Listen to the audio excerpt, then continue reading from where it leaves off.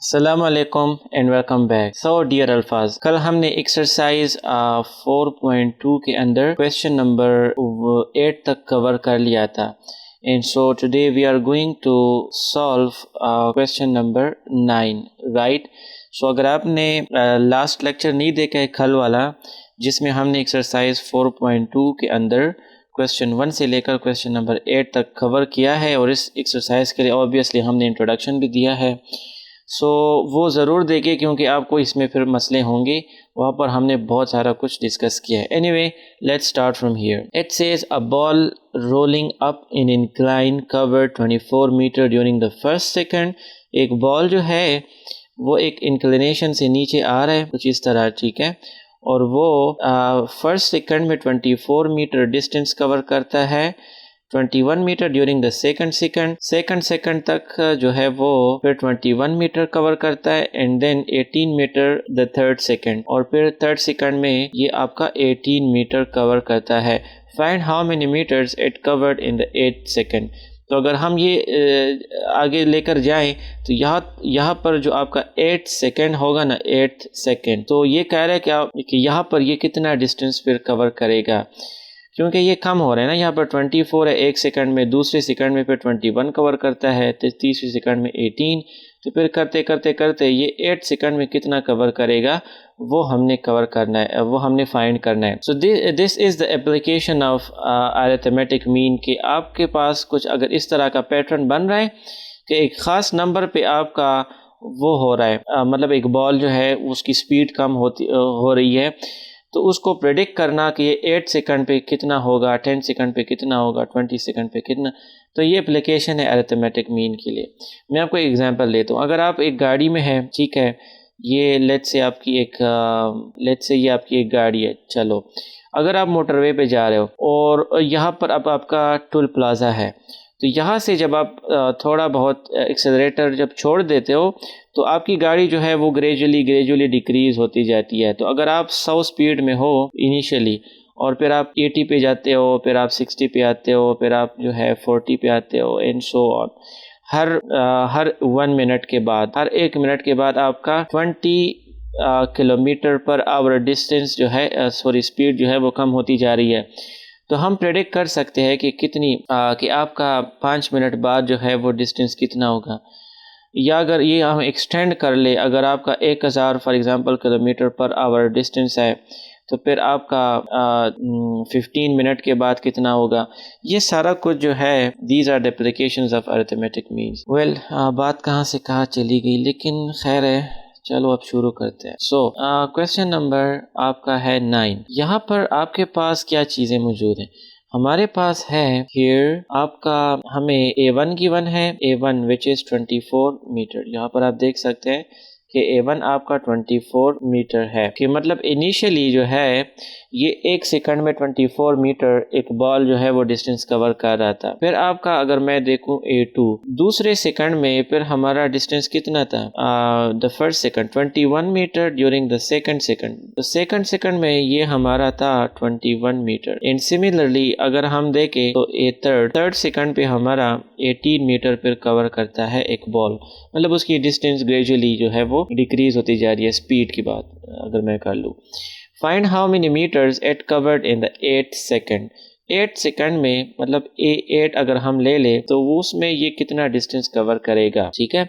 सो उसको फाइंड करने के लिए हमें तो पता है कि सबसे पहले हमें डिस्टेंस, वो जो D जो है, D कॉमन डिफरेंस, वो दरकार होगी। Let me just solve it.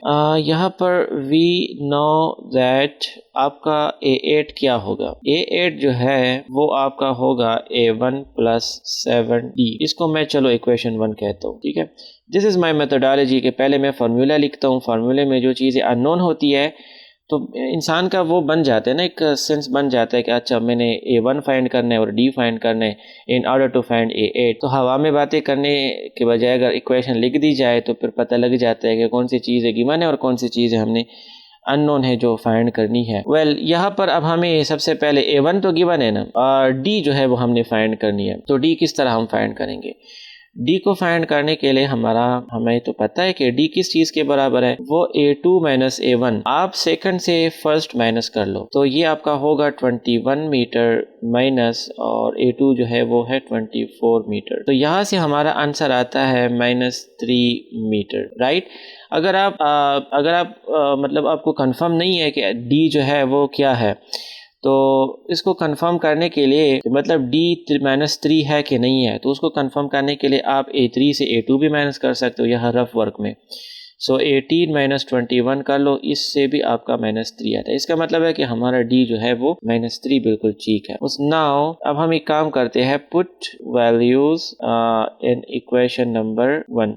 Equation 1 में अब हम वैल्यूज पुट करते हैं। Let me check if recording is on. तो बिल्कुल रिकॉर्डिंग ऑन है। चलो अब शुरू करते हैं। अब इसमें हम वैल्यूज पुट कर लेंगे in. So A8 is equal to A1। A1 is 24 metre plus 7 और D आपका है -3 मीटर लगा लो, खैर। सो 24 मीटर और प्लस माइनस आपका माइनस हो जाएगा। सो 3 7s are 21 मीटर। अच्छा, सो यहाँ से हमारा A8 आ जाता है 24 से अगर आप 21 माइनस कर लो सो वो 3 मीटर रह जाता है, ठीक है।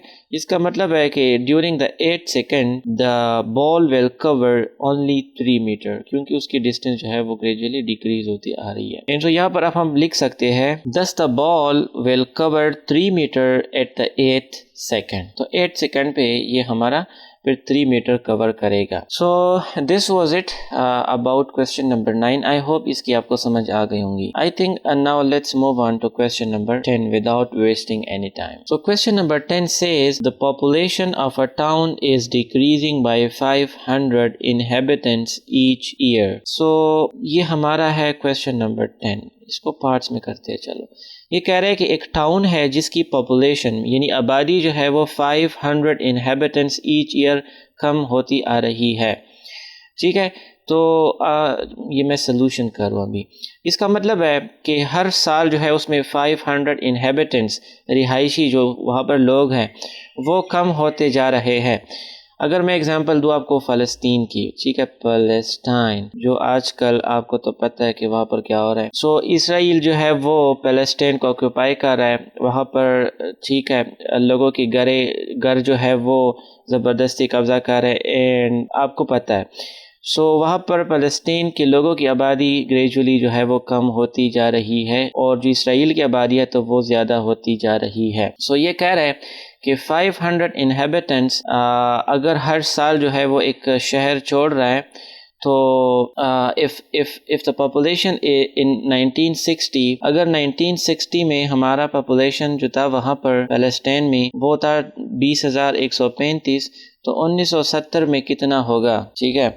सो ये एग्जांपल आपको समझ आ जानी चाहिए कि वहाँ पर क्या हो रहा है। सोल्यूशन, तो यहाँ पर हम सबसे पहले लिखेंगे कि here D is equal to 500 हमारा कॉमन डिफरेंस है। एंड यहाँ पर अगर मैं आपको बताऊं 1960 से लेकर 1970 तक, ये कह रहे हैं कि 1960 में जो आबादी थी फ़लस्तीन की, वो तो इन्होंने नहीं कहा लेकिन मैं वैसे अपनी तरफ से कह रहा हूँ, तो वो थी आपकी 20,135, ठीक है। तो फिर 1970 में पॉपुलेशन क्या होगी वो हमने फाइंड करनी है।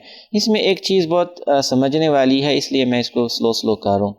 1960 में तो आबादी ये थी, फिर 1900 यहाँ पर 61 आएगा ना, फिर 62 आएगा, फिर 63, 64, 65, 66, 67, 68 और यहाँ पर 69 यानी 69।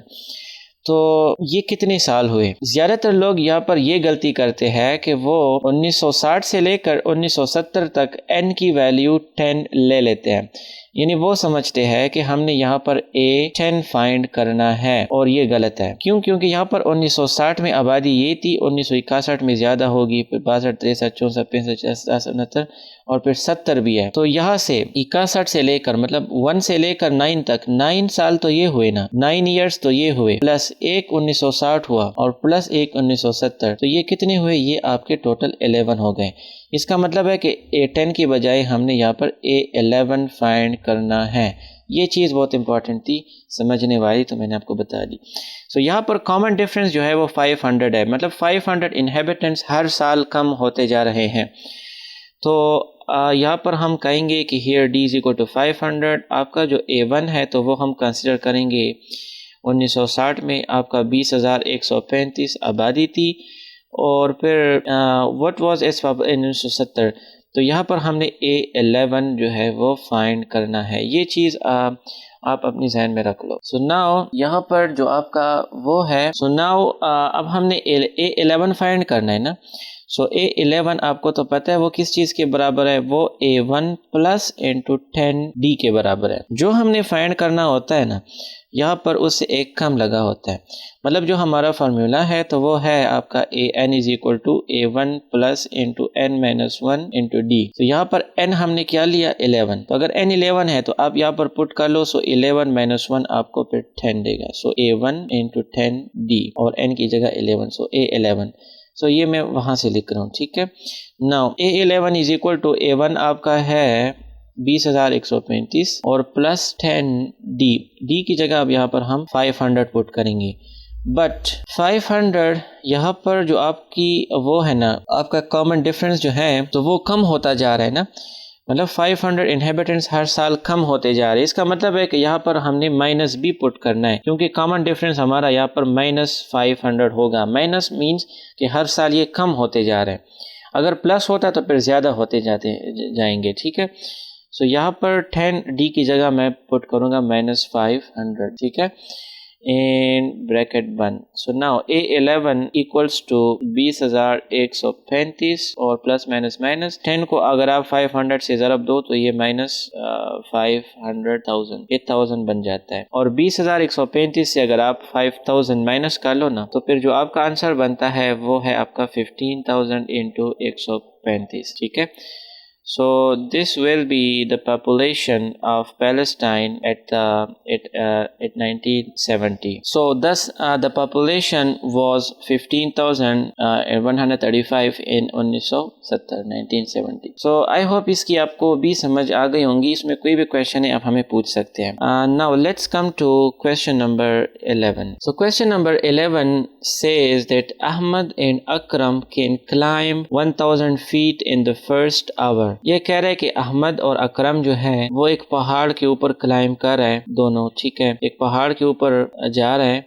तो वो एक घंटे में 1 आवर में 1,000 फीट जा चुके हैं।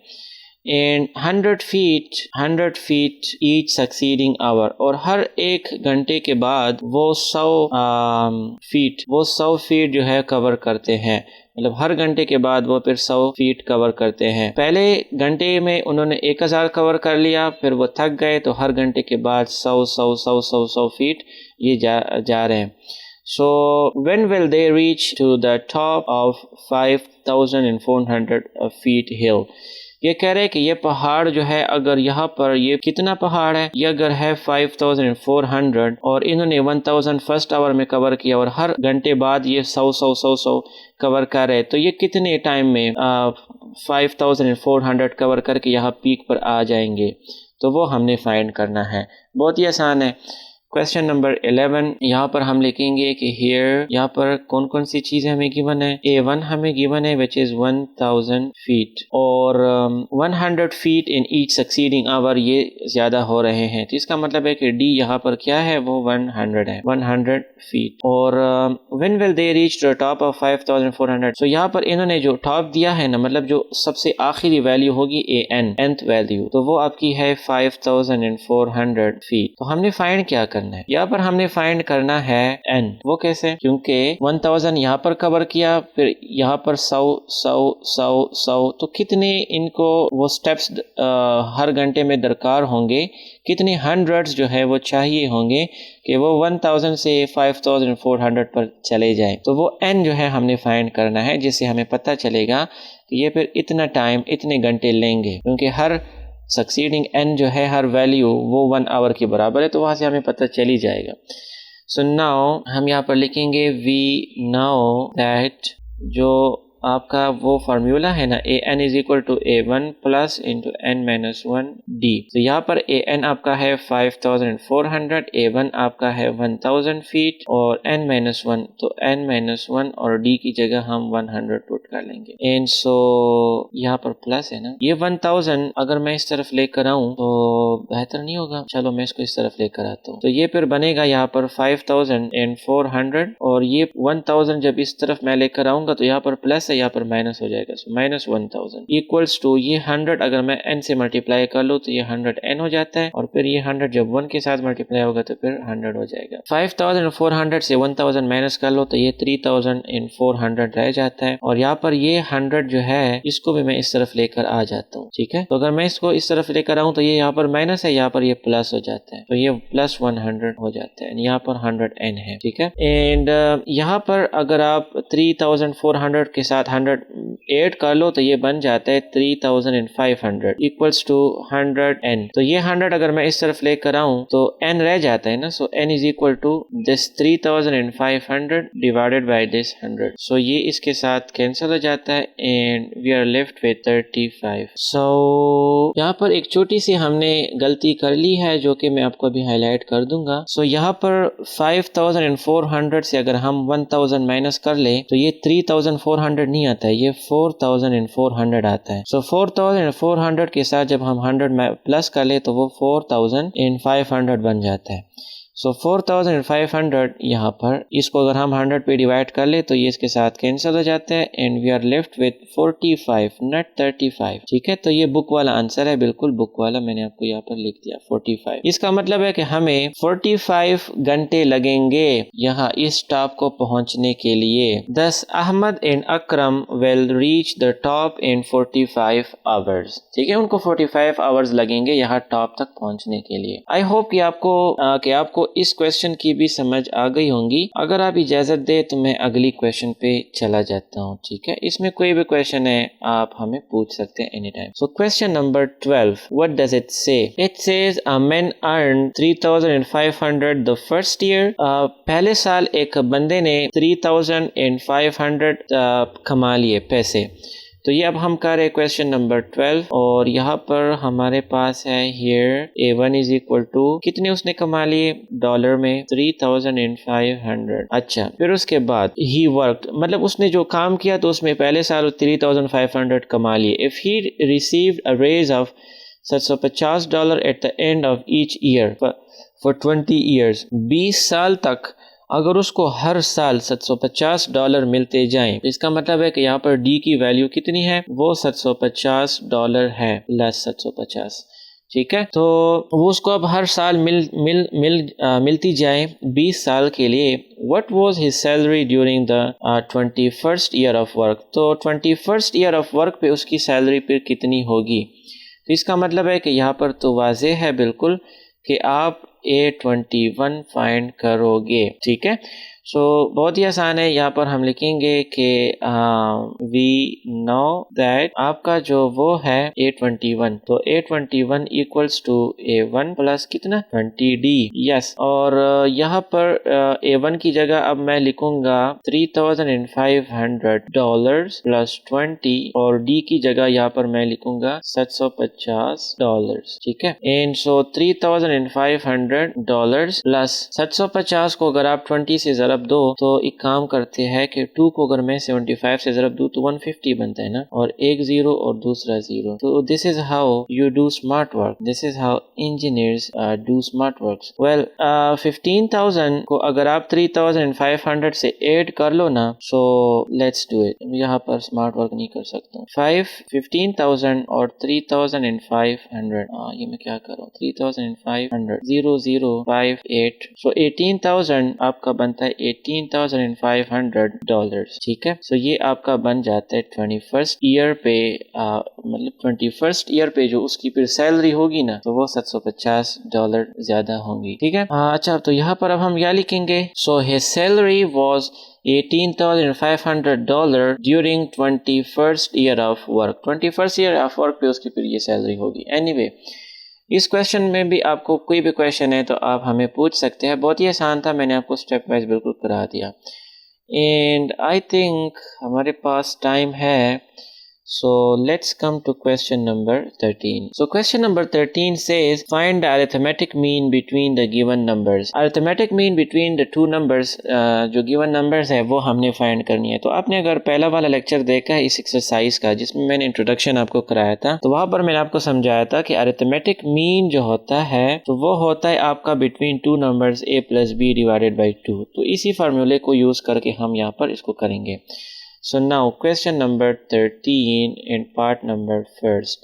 यहाँ पर इन्होंने हमें गिवन दिया है 12 and 18. So हम यहाँ पर कहेंगे कि let's say a is equal to 12 and b is equal to 18. So now arithmetic mean जो है अरिथमेटिक मीन वो अगर मैं a डॉट m पे डिनोट कर लूँ ना तो वो किस चीज़ के बराबर है, वो a plus B divided by 2 के बराबर है. एंड सो इसमें वैल्यूज पुट करते हैं. a की जगह 12 प्लस 18 डिवाइडेड बाई 2. 18 प्लस 12 आपका बनता है 30 divided by 2 is 15. So 15 is the arithmetic mean between 12 and 18. Let's move on to part number 2. So part number 2 is 1 over 3, 1 over 4. ठीक है. So हम यहाँ पर consider कर लेंगे कि let's say a is equal to 1 over 3 and b is equal to 1 over 4. ठीक है. So arithmetic mean इसके बराबर है. हम यहाँ पर put कर लेंगे. ये 1 over 2 जो है मैं यहाँ पर लिख लेता हूँ ताकि बाद में आप confuse ना हो. ठीक है. ये 1 over 2 है ना दरअसल. अगर मैं यहाँ पर 1 लिख लूँ so 1 divided by 2 into a plus b. तो a की जगह मैं 1 over 3 प्लस b की जगह 1 over 4 लिख लूंगा. ठीक है. This is equals to 1 over 2. इनका मैं एलसीएम लूंगा 3 4 12 और फिर क्रॉस मल्टीप्लिकेशन 4 एकम 4 3 एकम 3. ठीक है. This is how you do fractions, addition of fractions. अच्छा अब यहाँ पर 4 plus 3 is 7 और 2 plus 2 multiplied by 12 is 24. And this is the arithmetic mean between two numbers 1 over 3 and 1 over 4. Well, let's come to part number 3. So part number 3 में let's say a is -6. यहाँ पर आपको दिख रहा है ना, this is -6 और फिर -216 और b इज -216. So now arithmetic mean between the two numbers. सो मैं यहाँ पर लिख लूंगा खैर है 1 over 2 और a plus b. So a is -6 और प्लस, सो ये प्लस और माइनस माइनस हो जाएगा ना. सो 216 एक स्टेप खैर मैं खा जाऊंगा. 1 over 2 216 प्लस 6 आपका क्या बनता है?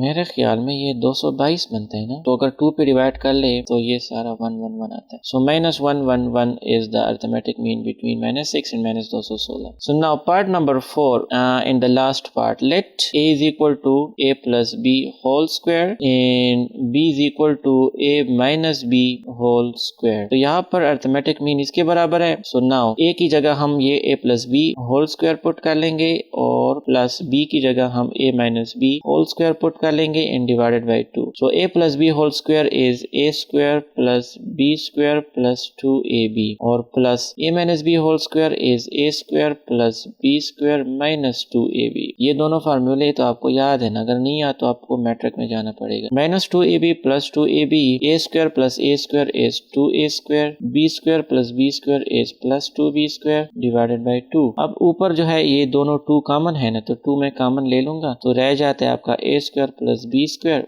और डिवाइडेड बाई 2. तो 2 के साथ कैंसिल हो जाता है and we are left with a square plus b square. And this is the arithmetic mean between a plus b whole square and a minus b whole square. I hope कि आपको इसकी भी समझ आ गई होंगी. क्वेश्चन नंबर 13 जो है हमने बिल्कुल दरस गब से कर लिया. ठीक है. सो कोई भी क्वेश्चन है आप हमें पूछ सकते हैं. एंड आई थिंक इतना काफ़ी है क्योंकि अगर मैं अब 14 क्वेश्चन शुरू कर लूँ तो ज़्यादा टाइम लगेगा.